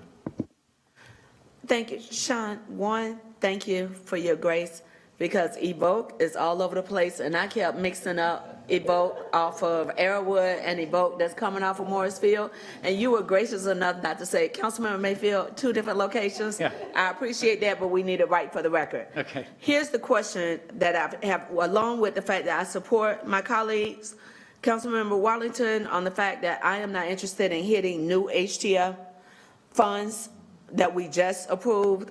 We can utilize those ARPA funds that we have available. But when we look at this breakdown that you showed us on funding option number 2, in comparison to the gap funding request for pending projects, the 5 that you identify on this page, Ovada, Galloway, Bishop, Grounds for Change, Evoke Living at Morris Field.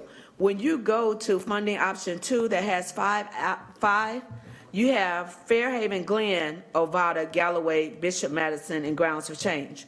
So I don't know where that changed. We don't have to go into that tonight, but if you can bring that back, because you gave us 5 initially, of which I think all of us asked about, are these the 5 that's recommended? But then when we go into the funding options of 1, 2, and 3, on 2, which lists 5, is not the same 5 that we originally identified on this page. So I don't know if that maybe was just a transposition error or what. I know we're running late on time, so you can get that back to us, but I want to make sure that we're actually looking at what is being proposed, because these 5 are not the 5 that you have in option 2. But for option 3, if we were to go look at it, I really would have concern about allocating any new HTF funds. Thank you.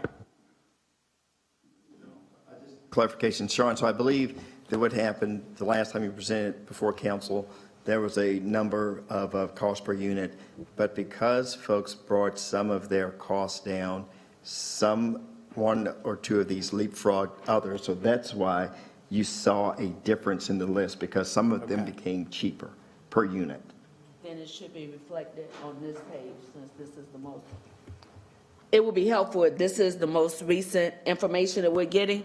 On this page, what the 5 that I highlighted, it would make more sense if these were the 5 that were noted in option 1, 2, or 3. Yeah, just for you guys' takeaways. 1, making sure that we have a view of the total cost, as was just said, of every bit of city value going into the ultimate dollar amount. 2, I think Mr. Driggs had a really good point. He just said a second ago, and I would really like to see, when you look at all in the end product of all of this, which is somebody goes into an affordable housing unit that will be available to them at X dollars a month for the next X years, how much are we paying for that reduction? Because at the end of the day, if we're paying, to Mr. Driggs' point, he just made a second ago, $800 to get a $400 reduction, then there's probably other ways we could do that. I think we need to see that across the board, especially with these numbers jumping up. And I don't know that I've ever seen that view. And I think that's really important. So I didn't want that to leave without being asked for. Mr. Mitchell? Thank you, Mayor Pro Tem. To go back to Mr. Driggs' point, Mr. Driggs, on South Village, the city will own the land and Dream Key will lease it. Secondly, I think we all see big numbers, and one thing Councilman Johnson reminded me, she knows this is my baby, we got to make sure maybe we can engage CBI. What will be the minority participation we want to set? This is a lot of city dollars we're spending, and so we need to make sure that we set our aspiration goals for minority participation on all this construction. We could really make a difference for our CBI firms, those who are registered certified, to work on these projects. Thank you, Ms. Johnson. Thank you. I agree. I mean, this is a carrot. These are public dollars, and again, we're not a bank. I can't say that over too much. So these projects should meet the priorities, or our priorities. And when you look at $93,000 for South Village, they've committed that 48% of their units are going to be under 60% AMI. So that does cost. If you look at Easter Home, that's supportive housing. Councilmember Bakari, you've talked about workforce housing and having supportive services. So that's another project that meets the needs. So I would like to see the AMI break down, again, what the impact is on the community, measure these dollars. I said it last week, I'd like to see which one of the developers is going to commit to banning the box. I mean, this is an opportunity to use our funds to really leverage and get what we want. So again, if we could have the AMI breakdown, I just read about South Village, almost half the units to be under 60%. That's the kind of impact that we need in our community. So, and again, I said it, the supportive housing, that's the only supportive housing. The home ownership, those are the things that we should look at. We should look at impact analysis in order to consider. So that's just my thought. Thank you. Thank you for the discussion. We'll continue the business meeting downstairs.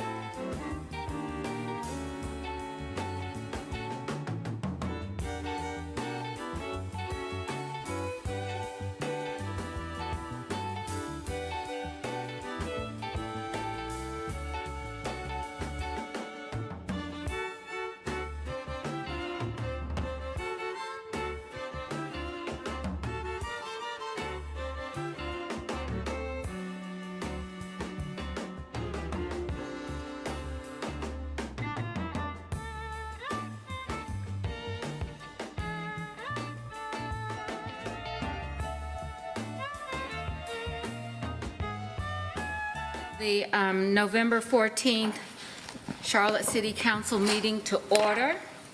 I'd like to begin with introductions. We'll start with our city attorney. Good evening, Patrick Baker, City Attorney. Good evening, Victoria Watlington, District 3. Good evening, Dante Anderson, District 1. Tara Picard, District 6. Ed Driggs, District 7. Malcolm Graham, District 2. Braxton Winston at large, serving as Mayor Pro Tem. Lyle serving as mayor. Marcus Jones, city manager. Good evening, Luana Mayfield, City Council at Large. Good evening, everyone. James Mitchell at large. Dimple Ajmera at large. Stephanie Kelly, City Clerk. All right, thank you, everyone. We begin our meeting with an expression of inspiration followed by the Pledge of Allegiance. Each meeting, a council member provides their words of wisdom that help us solemnize our proceedings. And tonight we have Council Member Driggs, who will give us his words of wisdom. Thank you, Mayor. On Friday last week, our country observed Veterans Day, a day on which we give special thanks to all those brave men and women who have served or are serving in our armed forces. This year, it's particularly important that we on Council join in the recognition of Veterans Day. The brutal invasion of Ukraine by Russia serves to remind us that the world is dangerous, that major wars can still happen, and that we should not take for granted the advantages and freedoms that we enjoy in our country. It also tells us that our nuclear arsenal is not enough to deter the bad actors of the world from seeking to expand the area they control by military force. Since the use of nuclear weapons is inconceivable to everyone, Russia has figured out that it can conduct armed aggression by conventional means without fear of getting into a war that would destroy everything. The only real deterrent that we have, as ever, is the willingness of millions of our countrymen and women to fly planes, serve on ships, drive tanks, and carry rifles to confront any would-be invaders.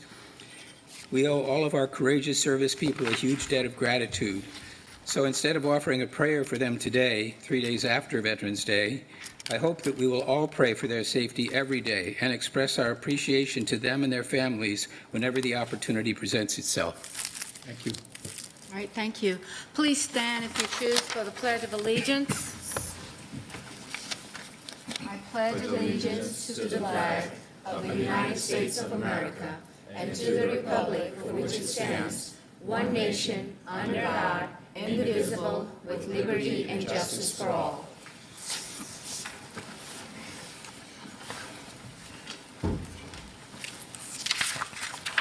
So our next recognition is a joint proclamation between the City of Charlotte and Mecklenburg County. And I would like to invite Mr. Randall Hitt to come downstairs while to receive this proclamation.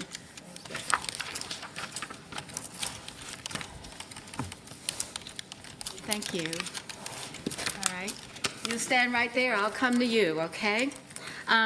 This is a joint proclamation between the city and the county, whereas the month of November welcomes in both a time of thanksgiving and a season for sharing our resources, our freedoms to worship, work, and live independently as possible.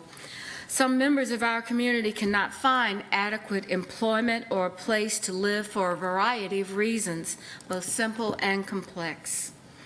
There are efforts to bring homeless children and adults out of the shadows of our abundance, to address the diverse needs among them, as well as to correct systemic conditions that have led to poverty and homelessness. Our current economic challenges call for greater awareness and guidance to address the needs among all our neighbors.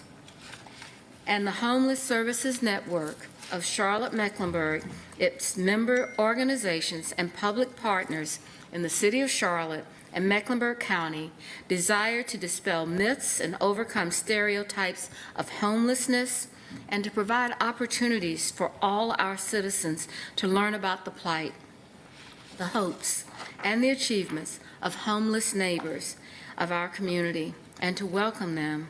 We commit to work together to overcome systemic causes of homelessness. Now, therefore, we, Vi Alexander Lyles, Mayor of Charlotte, and George Dunlap, Chair of the Mecklenburg Board of County Commissioners do hereby proclaim the month of November 2022 as Homeless Awareness Month in Charlotte and Mecklenburg County, and urge all of our citizens to do more than just honor this observance. We ask them to actually do something about it. Thank you very much, Mr. Hitt. I'm going to give this proclamation to you as a part of your working commitment that you have for us all.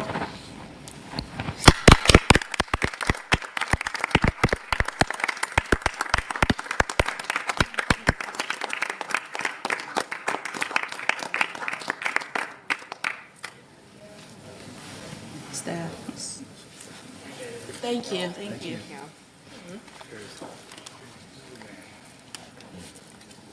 Raucous night in me. I'm sorry.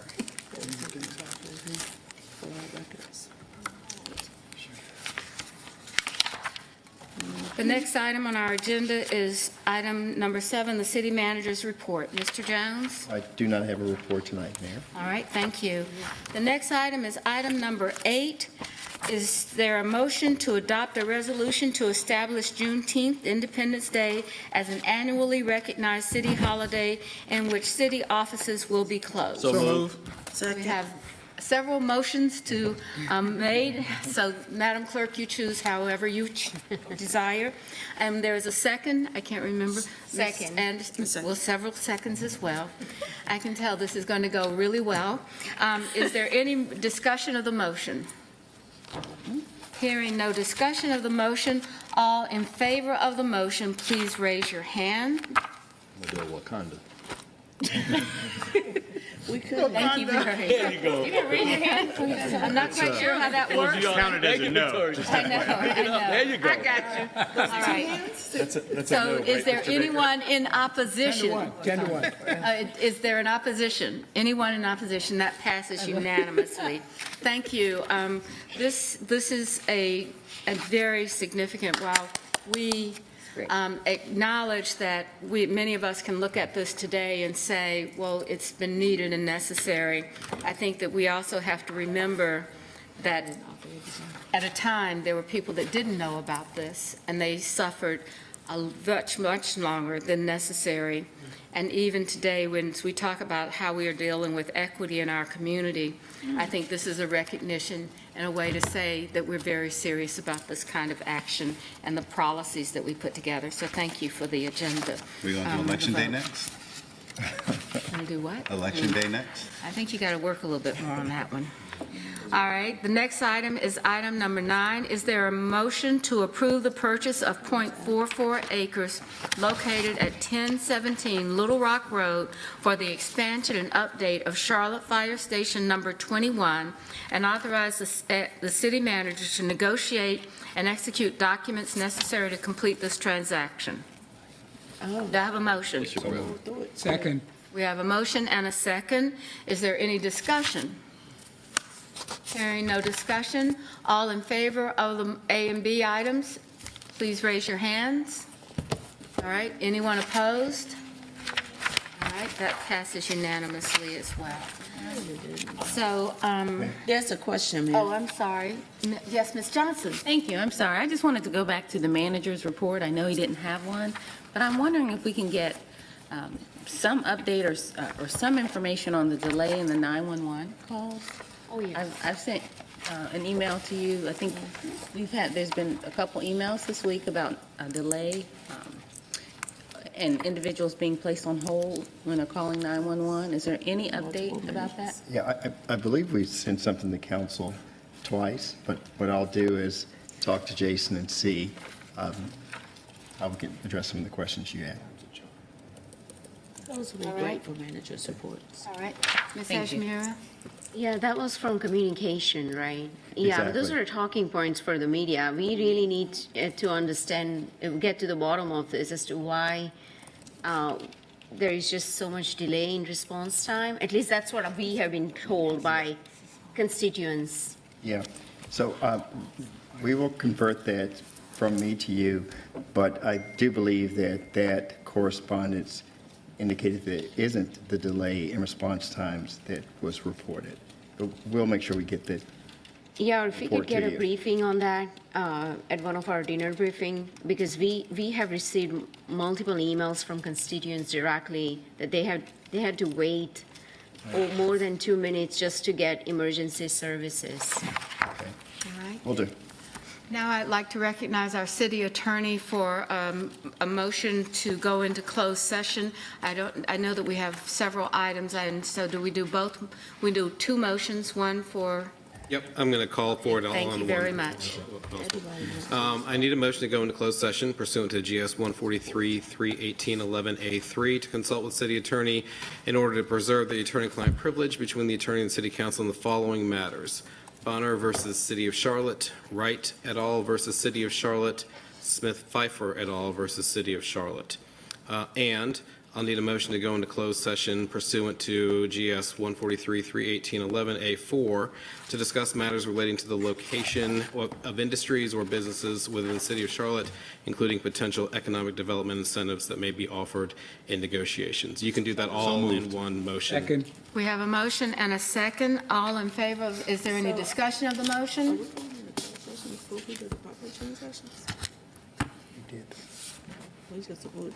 So if there's no further discussion, all in favor of the closed session motion, please raise your hand. Anyone opposed? All right, we are going to have the closed session in CH14 right behind us, and we're going to start off with the economic development item. Mayfield.